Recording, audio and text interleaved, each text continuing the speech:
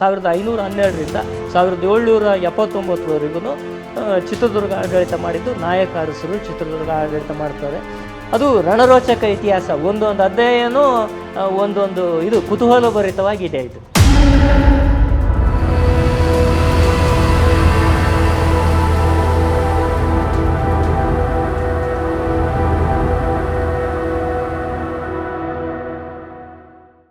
ಈ ಚಿತ್ರದುರ್ಗದ ಸಂಸ್ಥಾನದ ಒಂದು ಇತಿಹಾಸವನ್ನು ನೀವು ನೆನಪಿಸಿಕೊಳ್ಳೋದಾದರೆ, ನಮ್ಮ ವೀಕ್ಷಕರಿಗೆ ತಿಳಿಸೋದಾದರೆ ಕೆಲವು ಮಾಹಿತಿಗಳನ್ನು ಕೊಡಬಹುದಾ?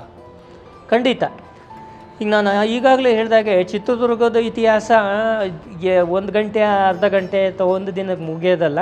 ಸಮಯದ ಅಭಾವದಿಂದ ಎಷ್ಟು ಸಾಧ್ಯನೋ ಅಷ್ಟು ನಾನು ಹೇಳ್ತೀನಿ. ಈಗ ಕೆಲವರು ಹೇಳ್ತಿರ್ತಾರೆ ನಮಗೆ ನೀರು ಬಂದಿಲ್ಲ, ನಲ್ಲಿಗೆ ನೀರಿಲ್ಲ ಅಂತ. ಆದರೆ ಈ ಚಿತ್ರದುರ್ಗ ಇತಿಹಾಸ ಹುಡುಕಂತ ಹೋದಾಗ ನಾವು ರಣರೋಚಕ ಇತಿಹಾಸ. ಚಿತ್ರದುರ್ಗದಲ್ಲಿ ಮಳೆ ನೀರಿಗಿಂತ ಹೆಚ್ಚಾಗಿ ಇಲ್ಲಿ ರಕ್ತದ ಕೋಡಿ ಹರಿದಿದೆ. ಇಲ್ಲಿ ರಕ್ತ ಹರಿದಿರೋ ಜಾಗ ಇದು. ರಣರೋಚಕ ಚಿತ್ರದುರ್ಗದ ಇತಿಹಾಸ ಹೇಳ್ಕೊತ ಹೋದರೆ ತುಂಬ ಇದು ನಮ್ಮ ಚಿತ್ರದುರ್ಗ ಪಾಳೆಗಾರರು ಇಲ್ಲಿ ಬರೋಕ್ಕಿಂತ ಮುಂಚೆ ಸತಿ ಅನೇಕರಿಗೆ ಚಿತ್ರದುರ್ಗ ಆಡಳಿತ ಒಳಪಟ್ಟಿತ್ತು.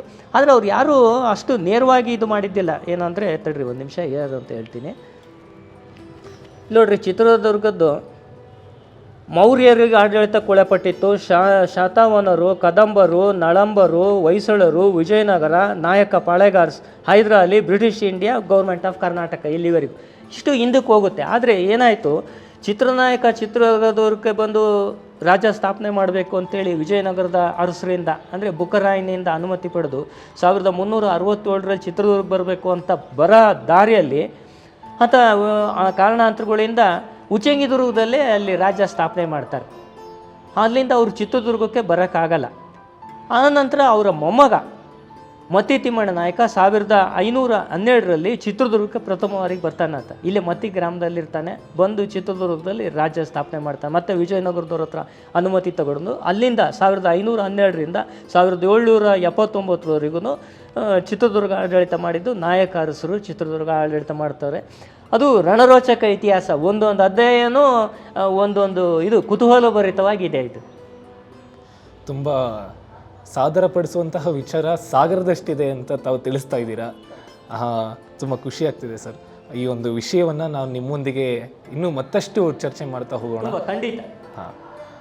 ಸೊ ಸರ್, ಹಾಗಿದ್ರೆ ಚಿತ್ರದುರ್ಗ ಸಂಸ್ಥಾನವನ್ನು ನಿಮ್ಮ ವಂಶದಲ್ಲಿ ಅಂದರೆ ಬಿಚ್ಚುಗತ್ತಿ ಭರಮಪ್ಪ ನಾಯಕನವರ ವಂಶಸ್ಥರಲ್ಲಿ ಆಳದಂತಹ ಬಗ್ಗೆ ಒಂದು ಸ್ವಲ್ಪ ಇತಿಹಾಸವನ್ನು ನೆನಪಿಸ್ಕೊಳ್ಳೋದಾದರೆ ಯಾರು ನೆನಪಿಗೆ ಬರ್ತಾರೆ ಸರ್? ನೀವು ಸರಿಯಾದ ಕ್ವಶನ್ನೇ ಕೇಳಿದ್ರಿ, ಪ್ರಶ್ನೆ. ಈಗ ಚಿತ್ರದುರ್ಗ ಅಂದ್ರಟ್ಟಿಗೆ ಒಂದೇ ಸತಿ ನೆನಪು ಬರೋದು ರಾಜವೀರ ಮದ್ಕರ ನಾಯಕ ಅಂತೇಳಿ. ಅದು ಯಾಕಂದರೆ ನಾಗರಾವ್ ಸಿನಿಮಾ ಬಂತು, ಅದರಲ್ಲಿ ಸ್ವಲ್ಪ ಪುಟ್ಟಣ್ಣವ್ರು ಚಿತ್ರದುರ್ಗ ತೋರಿಸಿದ್ರು, ಅಲ್ಲಿಂದ ಪ್ರಚಾರ ಜಾಸ್ತಿ ಆಯಿತು. ಹೈದರಾಲಿ ಮದ್ಕರ ನಾಯಕನ ಯುದ್ಧ ಪ್ರಸಂಗಗಳು, ಹಂಗಾಗಿ ಮದ್ಕರ ನಾಯಕನಿಗೆ ಹೆಚ್ಚು ಪ್ರಚಲಿತ ಇದೆ. ಆದರೆ ಚಿತ್ರದುರ್ಗ ಇತಿಹಾಸ ನಾವು ನೋಡ್ಕೊತ ಹಿಂದಕ್ಕೆ ಹೋದಾಗ ಚಿತ್ರದುರ್ಗದ ಮೂಲ ಪುರುಷ ಚಿತ್ರನಾಯಕ ಬರ್ತಾನೆ. ನಾನು ಮೂಲದಿಂದ ಹೇಳ್ಕೊತ ಹೋಗ್ತೀನಿ. ಯಾವಾಗಲೂ ಇತಿಹಾಸ ಹಿಂದೆ ನೋಡಿದರೆ ಮಾತ್ರ ಮುಂದಿನ ದಾರಿ ಕಾಣೋದು, ಹಂಗಾಗಿ ಹಿಂದೆ ಹೇಳ್ತೀನಿ. ನಮ್ಮ ಮೂಲ ಪುರುಷ ಚಿತ್ರನಾಯಕ ಡೆಲ್ಲಿ ಬಾದುಷಾ ಫಿರೋಜ್ ಶಾ ಅಂತೇಳಿ, ಆತನ ಹತ್ರ 60 ಜನ ಮಂತ್ರಿಗಳಿರ್ತಾರೆ, ವಜೀರ್ ಅಂತಿರ್ತಾರೆ. ಅದರಲ್ಲಿ ಈತನೂ ಒಬ್ಬ ಮಂತ್ರಿ ಆಗಿರ್ತಾನೆ. ಆ ಒಂದು ಸಂದರ್ಭದಲ್ಲಿ ಡೆಲ್ಲಿ ಇದರಲ್ಲಿ ಪಟ್ಟದ ಆನೆ ಮದ ಹೆಚ್ಚಾಗಿ ಜನರನ್ನು ತುಳು ಸಾಯಿಸ್ತಾ ಇರುತ್ತೆ. ಆನೆಯನ್ನು ಯಾರು ಕಂಟ್ರೋಲ್ ಮಾಡೋಕೆ ಹೋದರೂ ಅದು ಆನೆ ಕಂಟ್ರೋಲ್ ಆಗಲ್ಲ. ಆವಾಗ ರಾಜ ಚಕ್ರವರ್ತಿ ಡಂಗೂರು ಹಾಕಿಸ್ತಾನೆ, ಆನೆಯನ್ನು ಮದಿಸಿದವ್ರಿಗೆ ನಾನು ಬಹುಮಾನ ಕೊಡ್ತೀನಿ ಅಂತ. ಎಲ್ಲರಿಗೂ ಯಾರ ಕೈಲೂ ಆಗಲ್ಲ. ಆವಾಗ ಚಿತ್ರನಾಯಕ ಆ ರಾಜ್ಯದ ವಜೀರ್ ಮಂತ್ರಿ, ನಾನು ಆನೆಯನ್ನು ಬಗ್ಗಿಸ್ತೀನಿ ಅಂತೇಳಿ ಬರ್ತಾನೆ. 1367ಕ್ಕಿಂತ ಸ್ವಲ್ಪ ಮುಂಚೆ ಬಂದಾಗ ಆವಾಗ ಆತ ನಮ್ಮ ಮೂಲ ದೇವರು ಯಾವುದು ಆಂಧ್ರದ ನರಸಿಂಹಸ್ವಾಮಿ, ಅಹೋಬಲ ನರಸಿಂಹಸ್ವಾಮಿ, ಆತನ ಪೂಜೆ ಮಾಡಿ ತುಳಸಿ ಮಾಲೆನ ಹಾಕ್ಕೊಂಡು ಹೋಗಿ ಆನೆನ ಗುದ್ದುತ್ತಾನೆ.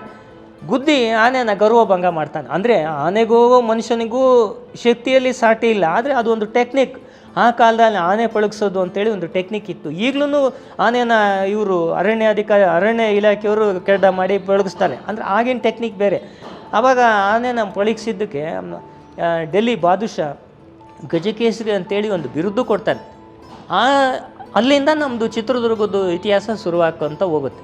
ಅಲ್ಲಿಂದ ಕೋಮು ಗಲಭೆಗಳು ಶುರುವಾಗ್ತವೆ. ಡೆಲ್ಲಿಯಲ್ಲಿರೋದು ಬೇಡ ಅಂತೇಳಿ ಸ್ವಂತ ಗ್ರಾಮ ಆಂಧ್ರದ ತಿರುಪತಿ ಪ್ರಾಂತ್ಯಕ್ಕೆ ಬರ್ತಾನೆ. ಅಲ್ಲಿ ಆಡಳಿತ ಮಾಡ್ಕೊಂಡಿರ್ತಾನೆ. ಕರಿಮಲೆ, ಜಡೇಕಲ್, ದುರ್ಗ ಅಂತೇಳಿ ನಮ್ಮ ಮೂಲ ಪ್ರಾಂತ್ಯಗಳು. ಅಲ್ಲಿಂದ ಹೊಸದಾಗಿ ರಾಜ್ಯ ಸ್ಥಾಪನೆ ಮಾಡೋಣ ಅಂತ ಅಲ್ಲಿ ಬಿಟ್ಟು ವಿಜಯನಗರಕ್ಕೆ ಬಂದು ಅಲ್ಲಿ ಸ್ವಲ್ಪ ದಿನ ಇರ್ತಾರೆ. ಬುಕ್ಕರಾಯನ ಅನುಮತಿ ಪಡೆದು ಚಿತ್ರದುರ್ಗ ಸ್ಥಾಪನೆ ಅಂತೇಳಿ ಮಾಡೋಣ ಅಂತ ಬರೋ ದಾರಿಯಲ್ಲಿ ಉಚ್ಚಂಗಿ ದುರ್ಗ ಹತ್ರ ಬಂದಾಗ ಅವ್ರದ್ದು ಆಕಳುಗಳು ಇವಕ್ಕೆಲ್ಲ ಜ್ವರ ಸುಸ್ತು ಎಲ್ಲ ಆಗುತ್ತೆ, ಅಲ್ಲಿ ಟೆಂಟ್ ಹಾಕ್ಕೊಂಡಿರ್ತಾರೆ.